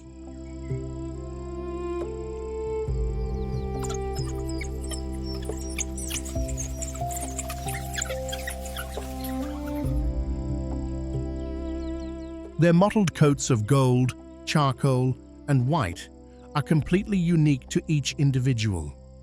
Each one is a masterwork of nature, painted with an intentional yet apparently spontaneous hand that never repeats the same design twice.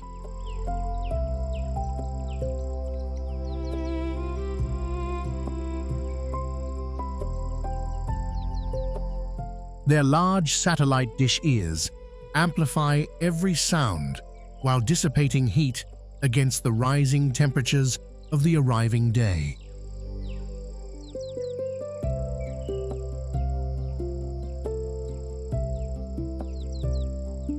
As the sun climbs, the alpha pair halts at the far edges of the plain.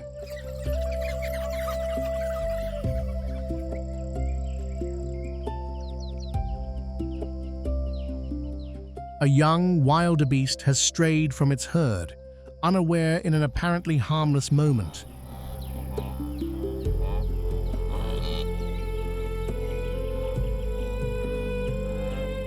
For a creature that depends on an innate magnetic compass for navigation, isolation means losing both the protection of the group and the orientation the group provides.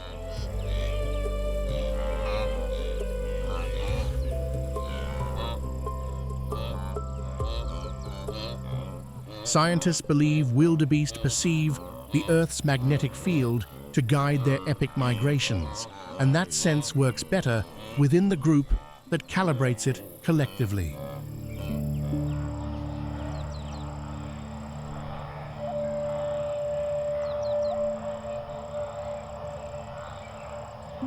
Isolated, the calf does not only face a predator, it faces the disorientation of a vast and overwhelming world for which no prior experience prepared it.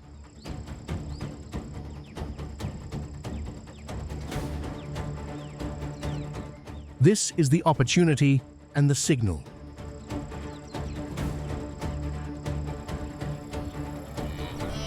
Without any roar or bark to alert the prey, the pack surges forward like an invisible gust of wind. Their slender frames glide over the earth, raising columns of golden dust that the morning sun transforms into something almost beautiful.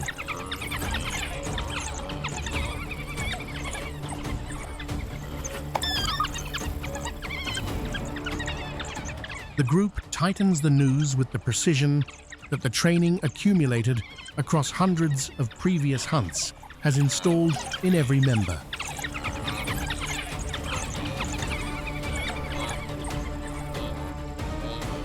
The pursuit ends with the efficiency that always characterizes this pack. Swift, efficient, and with a terrifying precision that wastes no effort on unnecessary movements.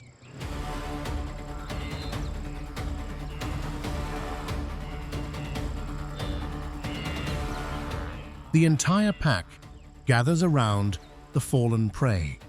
There is no dispute, no jostling for position.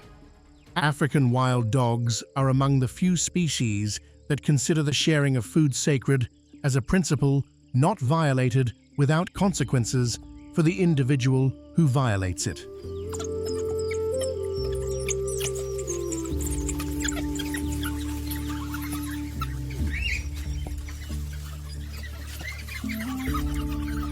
In a land where life balances precariously on the edge of danger, that solidarity is the key to their persistence as a species when others larger and stronger have disappeared or collapsed in number.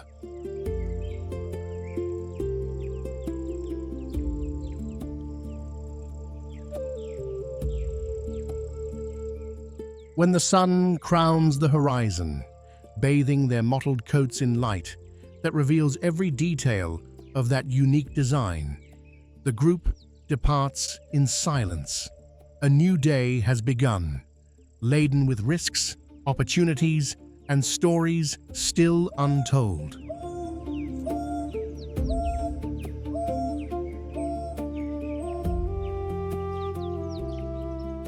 At midday, when the sun reaches its zenith, and most predators seek the shade to conserve the energy that heat consumes without compensation, the spotted hyena becomes active.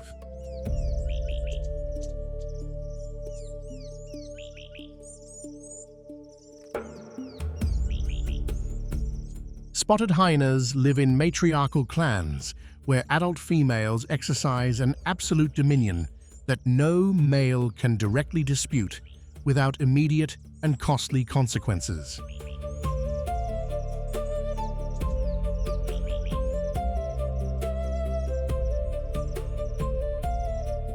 They coordinate brilliantly, employing calls, soft growls, and even scent to communicate information that distance would make impossible to transmit in any other way.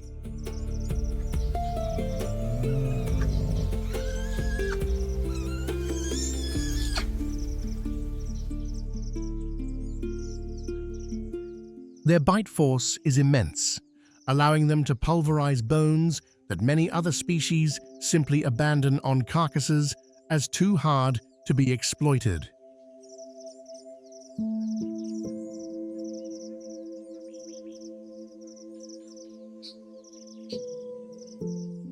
That is why they frequently prowl near the kills of others, even when the risk is significant.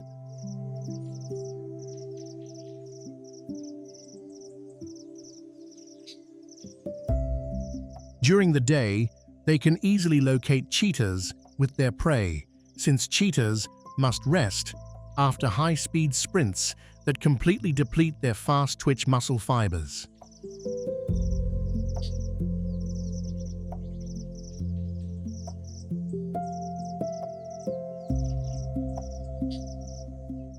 Even lions are not exempt from their persistence when conditions favor number over individual size.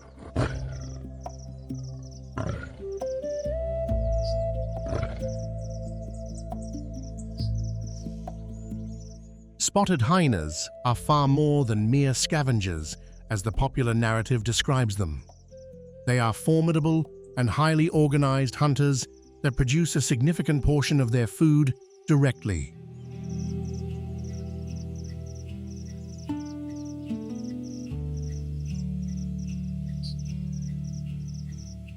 Not far from where the hyenas gather, a leopard emerges silently from the scattered trees.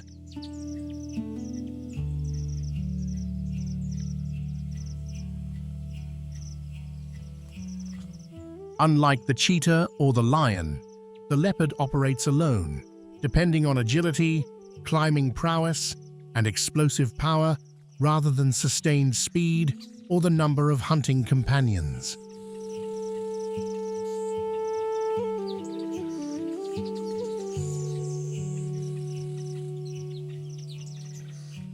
Leopards prefer areas of dense scrub, rocky outcrops, or large, sturdy branches that provide the camouflage and elevated position their hunting style requires.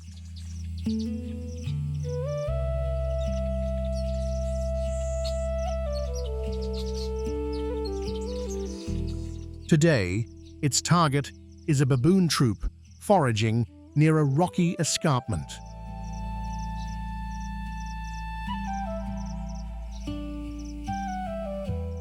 The monkeys are dangerous prey.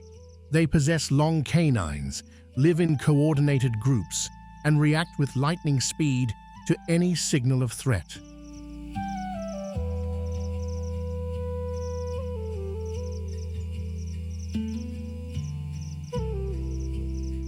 But the leopard is bold enough to hunt them, especially when it can isolate the young or those who have carelessly strayed from the central group that protects them.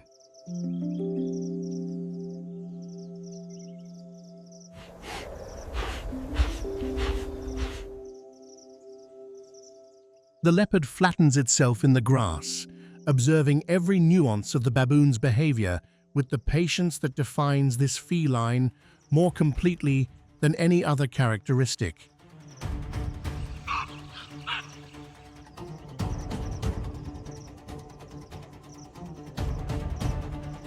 A juvenile sits barely a few meters from its mother.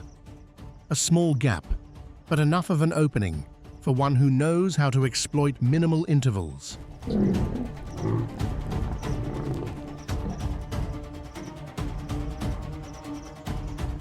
The leopard flattens its body and slides forward through the grass stalks. The small prey has no time to react before the cat's claws find their mark.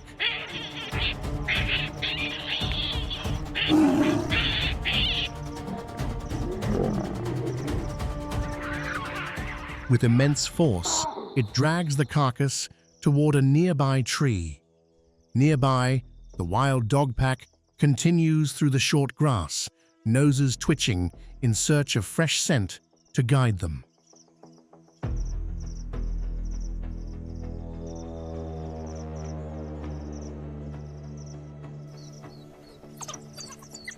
It is now late afternoon, the hour when their hunting efficiency reaches its peak, when the light is still sufficient to see, but the heat no longer interferes with physical performance.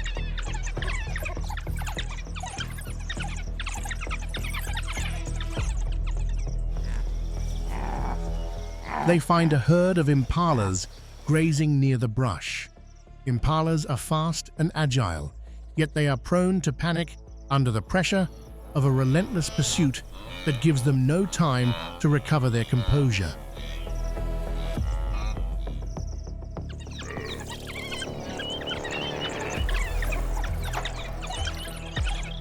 The scent of blood does not remain secret for long on the Savanna, where the wind carries it in every direction. A clan of spotted hyenas quickly detects the fallen prey. They emerge from the tree line, ready to contest what the wild dogs achieved with their effort.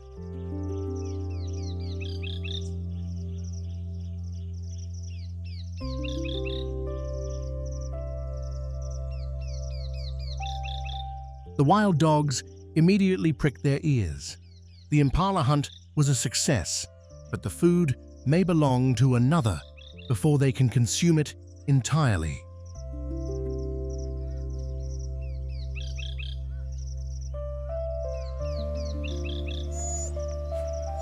After a series of hunts, tension, and bitter losses, the pack enters its most vital season, reproduction. It is when the rhythm of the entire pack changes towards something that outside observers rarely comprehend in its depth.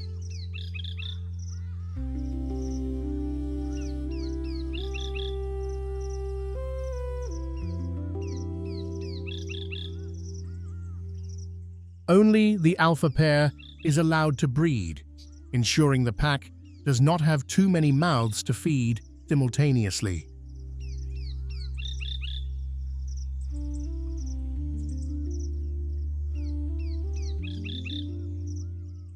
When the pups are born, each weighs barely a few grams, with eyes sealed shut and completely dependent on their mother.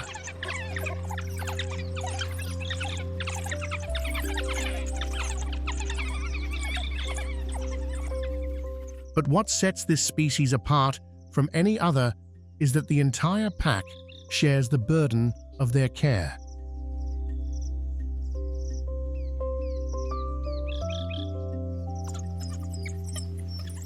Males, non-breeding females, and even yearlings all participate in nurturing the pups with a dedication that requires no individual reward to sustain itself.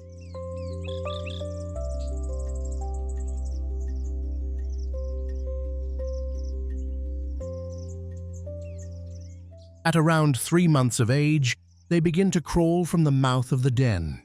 Their movements are still clumsy, yet they are remarkably active, nibbling ears and practicing their pursuit instincts in games that are also training.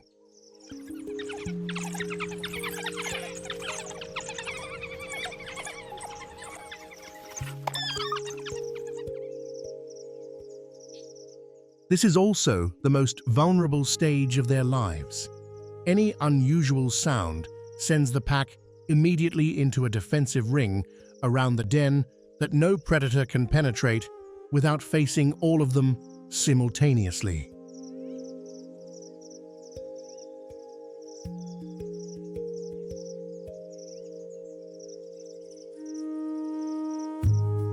The breeding season cements the bonds between every member of the pack. Every individual contributes to the new generation, a fundamental factor in the survival of the wild dogs that no other strategy could replace.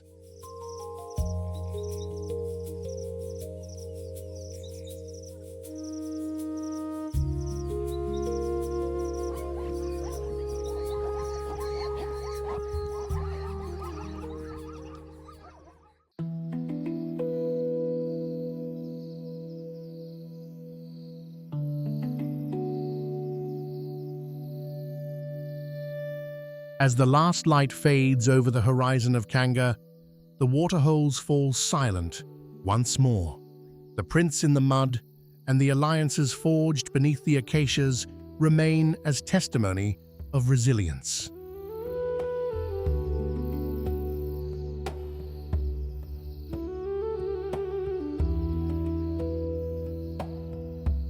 On the Savanna, true strength does not reside in isolation, but in belonging.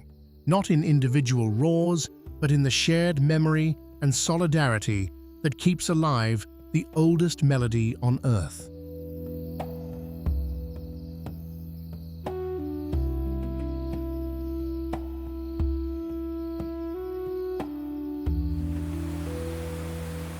If you want to keep listening to the primordial rhythms of nature, discover the most astonishing survival strategies, and witness the hidden power that governs the natural world, do not let the adventure end here.